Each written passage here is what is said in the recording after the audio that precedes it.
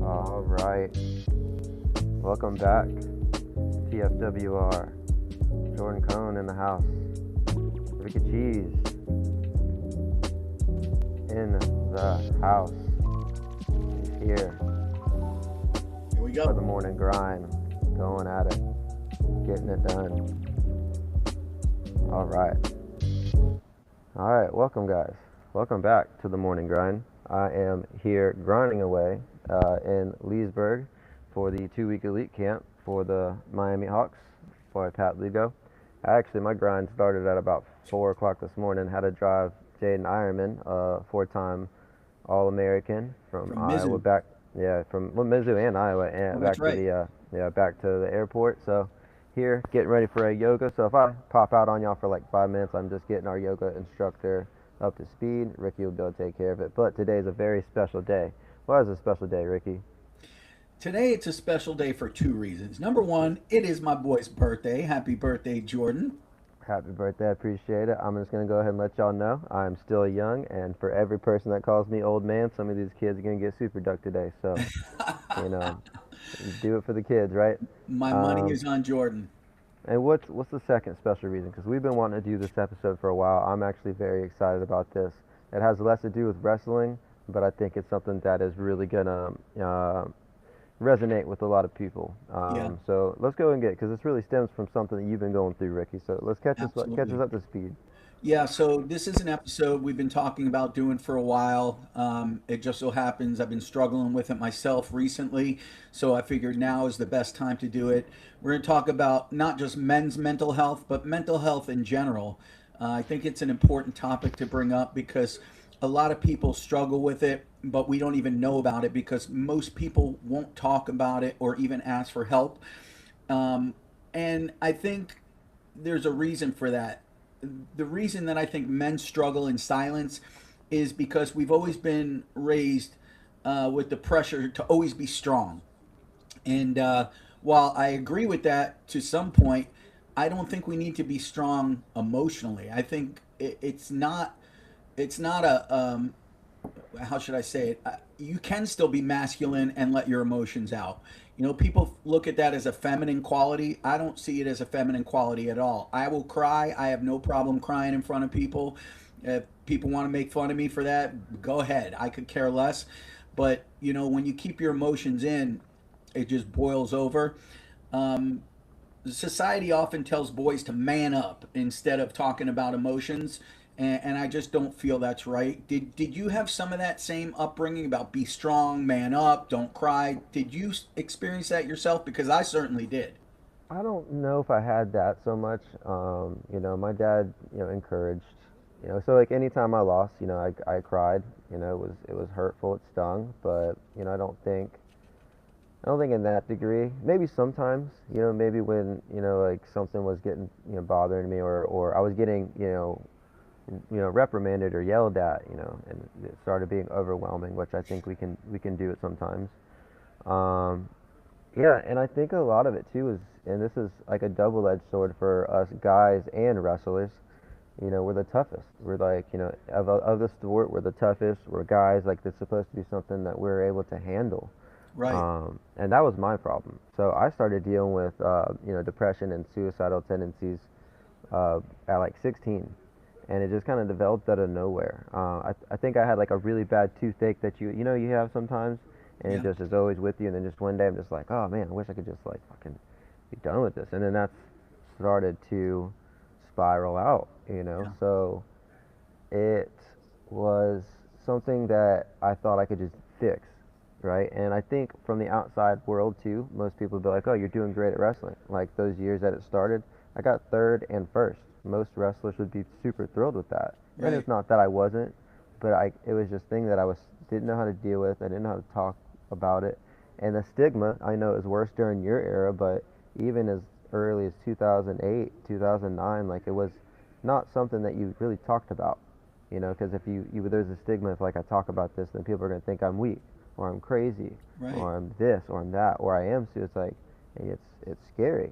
It's scary to have that like image shattered that you're like this strong because again it can be you know it can be perpetuated by the older generation because then they got to be strong for that generation, Mm-hmm. and that's how they think it because that's the only way that they're raised instead of being able to look at it and be like, hey, holding this in and internalizing it. That's what I was talking to these kids about during the mindset meeting.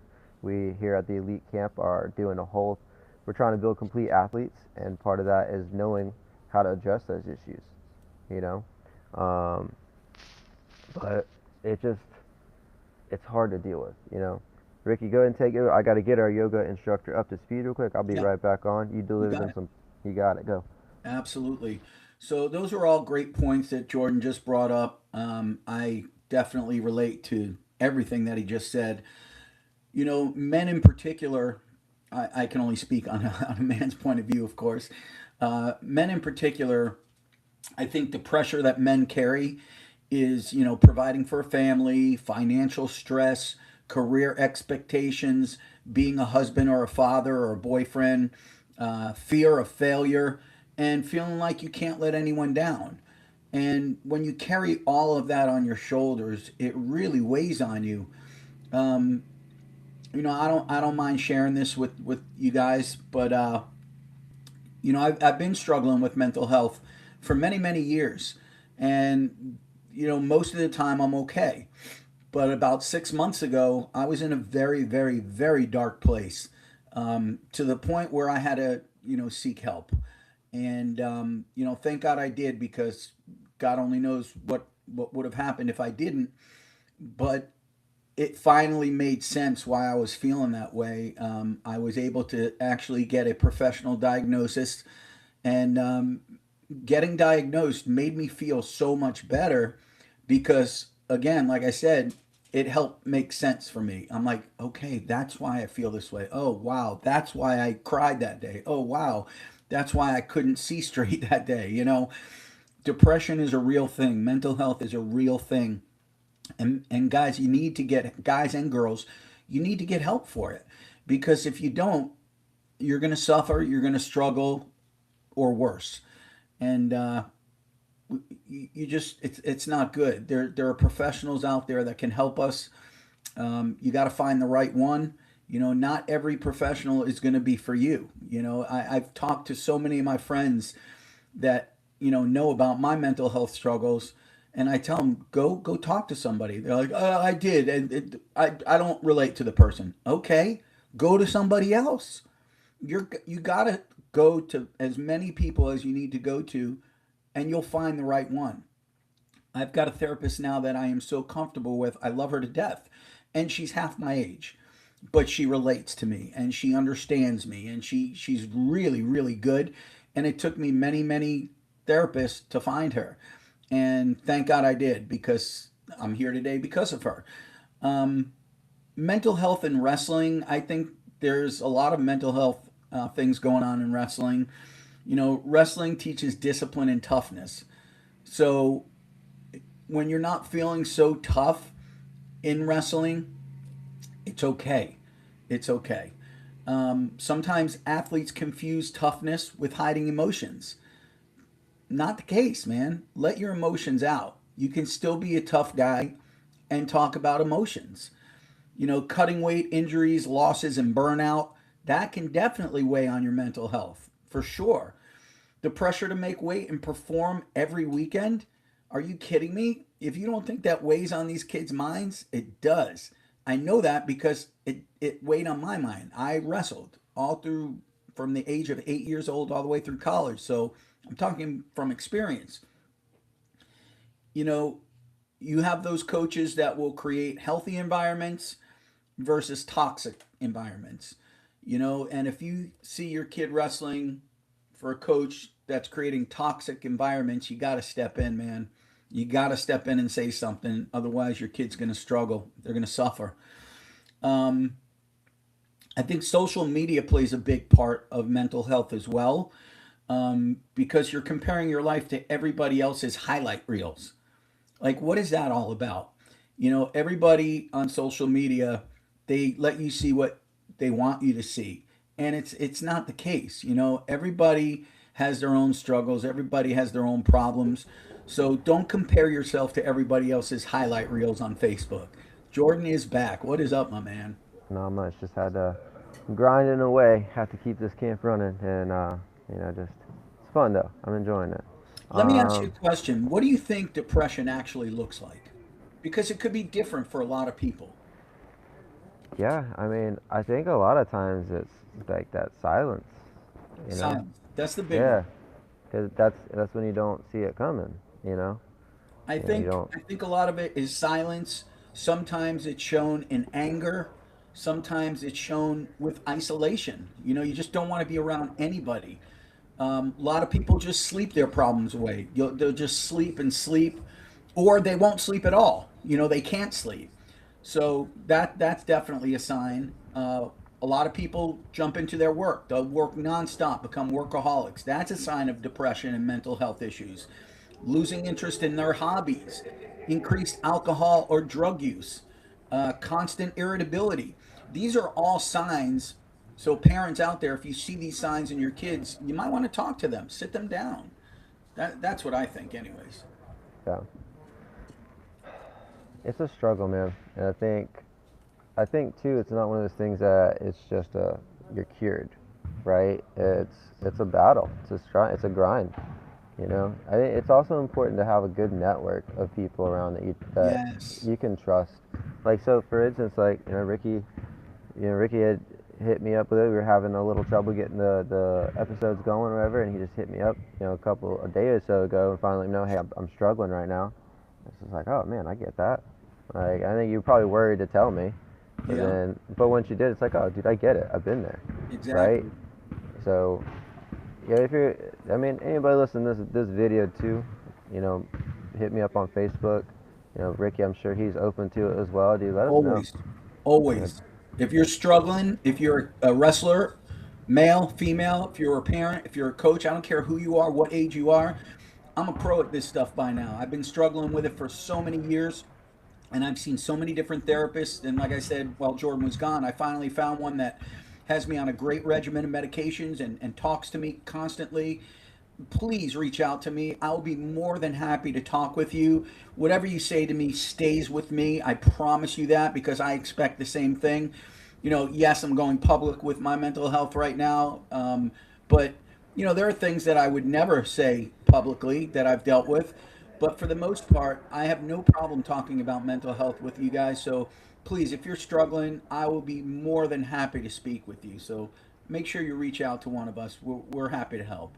I'll tell you, I saw a post the other day, and it really hit me because like I was like, oh man, this is where I'm at, right? I'm in my bonus years, right? Because I had never thought I'd go past 25.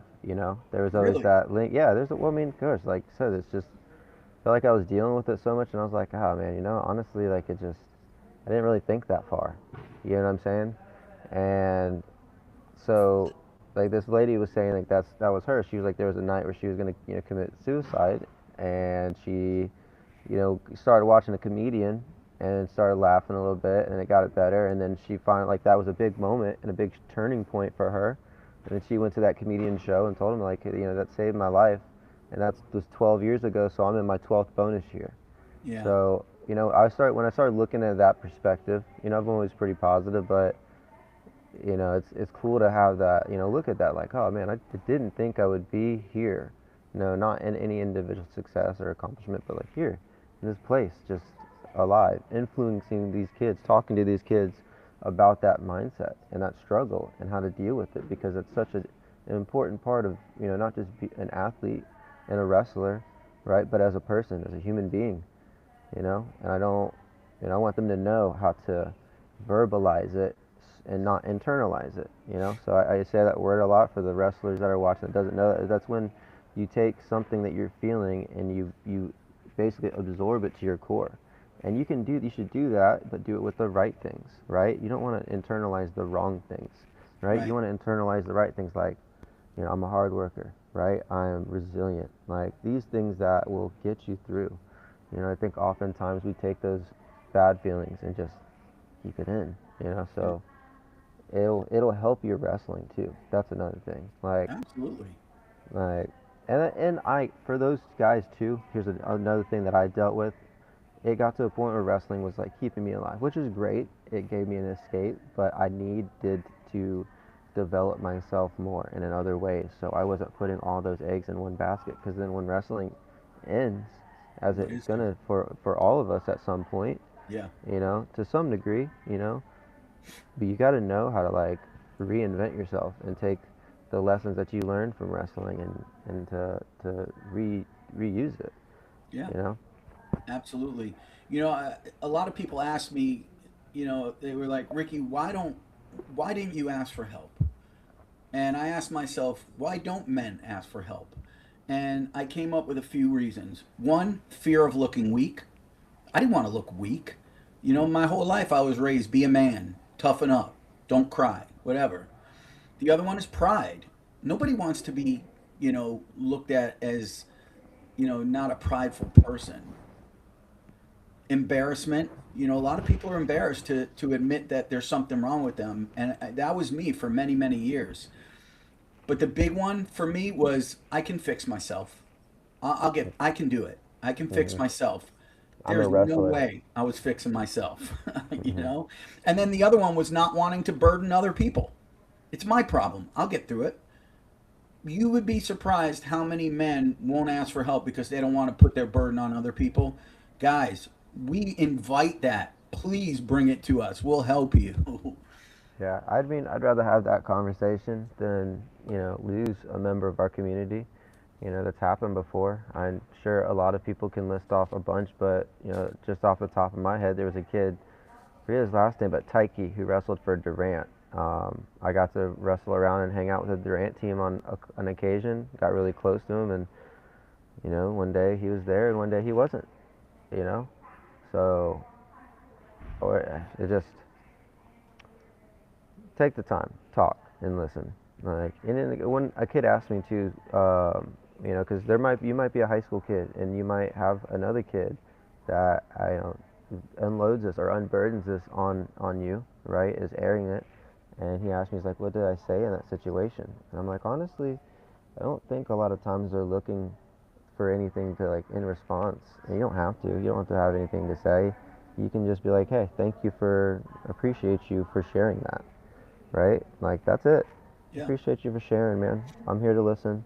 And then go and do something else. Right? That's the other counter side of it that I had the discussion with them as well. Is once you air it out, right, and you kind of get it out there and it's tangible and you can see it and it's less afraid. It's like, all right, cool. I'll address it from time to time, but then you got to move on, right? You got to continue. You can't just keep it around and discuss it Right. every single day, right? You got to be able to go and be like, okay, there's that. I'm gonna put that in its corner, and I'm gonna go to my wrestling practice. I'm gonna go read a book. I'm gonna go for a walk. I'm gonna go find the ways that can counteract what I'm feeling. There's three questions that I want to ask you, and I want to ask you in particular because right now you're a coach, you're a father of young kids, so you're going to be able to answer these three questions probably better than anybody else. Number one, how can coaches create an environment where their athletes feel safe talking to them? How do you create an environment in your wrestling room where kids feel comfortable coming up to you? How can you do that? How can these coaches do that? Hmm. It's a tough one, right? It is a tough one, because I think at times we can get lost in the idea of winning and creating a winning culture, and it's like a short-term view, right? And we can do that from time to time. So I think first being able to take a step back and look at it as like a long process rather than like immediately. So then you're not as putting these expectations on one singular team to like accomplish all the goals that you have set out for the program. You know, it's a work, it's a process, it's a marathon, it's not a sprint. So I think that's a big part. And then at that point, you can focus on developing the team and the people the right way. So you can really have the culture that you need to be able to facilitate that, right? Yeah. Yeah. Coach Brian Smith, our mutual friend over at Mizzou, he has a Mhm. great book about building culture, and so I would recommend anybody read that if you haven't, if you're trying to, build something that lasts in your own program. But that's a big part of it, like setting the culture, setting the standard, and then maintaining it yourself, and then being honest with your team. Like I talk about all my, you know, my experiences, good and bad, with my teams. I Like think that's huge. I think that's so huge. I won a state title, but I talk to kids more about how I washed out in college because I was dealing with mental health issues that I didn't know how to deal with, Hmm. right? Yep. So, so Yep. Question number two. This is one because you're a father of young kids. What conversations should fathers and mothers be having with their kids about mental health? What do those conversations look like? I mean, I think same thing. I'm gonna get out here while this lady's doing her thing, but I think it's same thing. It's all about the culture of where you at. That's too echoey. I think same thing. Just being open and honest with your kids and talking to them about it, sharing your experiences. Not hiding it, not trying to be that dad that you know just stoically handles everything. Most of the time it is, but then talking about like, hey, what's going like, because then that's how you snap at your kid unnecessarily, which we've all Yeah. done. Again, I'm not throwing stones, you know, uh, but it just becomes easier when you're more honest with them. Because what's more honest than be like, hey, life is hard sometimes. Right. What's more honest than like, hey, man, I sometimes I buckle a little bit, especially as the kids get older too. Right. Because I think that like I saw I forget the guy's name. I think he teaches like karate or jujitsu or something. It's a black guy and black bald guy, gray beard. I'll put the poster or whatever. But he like I guess a kid was there's a bit of a tangent, but the son was like skip the school or not doing what he needed to do, and he had the dad sit down and get in push-up position. The kid get on his back. The kid's like 9, 10, and the dad starts doing push-ups, and he's able to hit a couple because the guy's kind of jacked, but then slows down because that's a lot of weight, and that's what the dude was telling him. And then the sensei professor was talking to the kid, be like, hey, at a certain point you get heavy. At a certain point, life gets heavy, and you have this man pushing up this whole thing. He's pushing up himself, and now he's pushing up you. And if you just keep on getting bigger and not help him, he's not gonna be able to get himself up. So then you got to be able to start doing the push-ups with him. And then Mm. he had the son, and they were both able to start cranking it out. So I think that's a big thing, like being honest about the struggles, being honest about the weight, so you don't let it snap at one point, right? Because it does happen if you just Yeah. hold it, right? We all have a breaking point, rather than letting it out and then strengthening ourselves like a muscle, which once you break it down, it builds back stronger. So you have to be able to let yourself break down that emotional, uh, I guess, tissue, whatever it is. Right. Yeah, and the third question, I think you already answered it, so you don't have to. I think you just answered it. The third question was, how do we teach toughness without teaching emotional suppression? So you've already Yeah. kind of answered that. What I want to close with right now, because I know we both got to go, are the signs that somebody may need support. And I came up with these signs. Number one, these are the things to watch for. Withdrawal from friends. If you see your kids withdrawing from their friends, there's something going on. You might want to sit down and talk with them. Personality changes. I know with my mental health, my personality changed drastically. My wife said I picked it up from day one. I knew something, and she gave me a specific time. She goes, when it at this time, I knew something was going on because your whole mood changed, your whole personality changed. So watch for personality changes. Another big one is loss of motivation. I stopped going fishing. I love going fishing. I stopped fishing. I stopped calling friends. So loss of motivation is a big one. Anger. I was getting angry over the dumbest shit, just stupid shit that I normally wouldn't even think about. Here's a big one: missing practice or work. When you start banging in sick from work or missing practices, something might be going on. You might want to talk. Here's a huge one: giving away possessions. You know, when you see people start giving away possessions, something's going on. You might want to talk with them. And then people just talking about themselves like they don't matter. That was a big one with me. You know, I'm a piece of shit. I don't deserve this. I have a nice house and a nice car. I don't deserve it. What have I done to deserve this? You know, just talking shit about yourself. And then, And believe in it. yeah, and believe in it, which I did.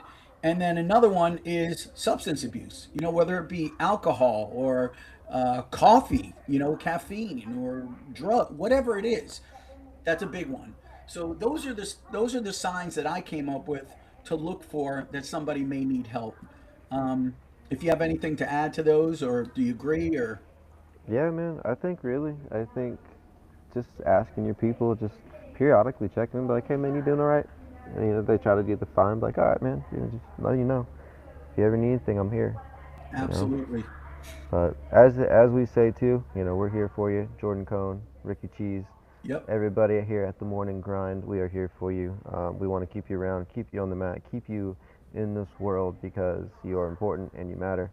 And it'd be just a darker world without you. So absolutely.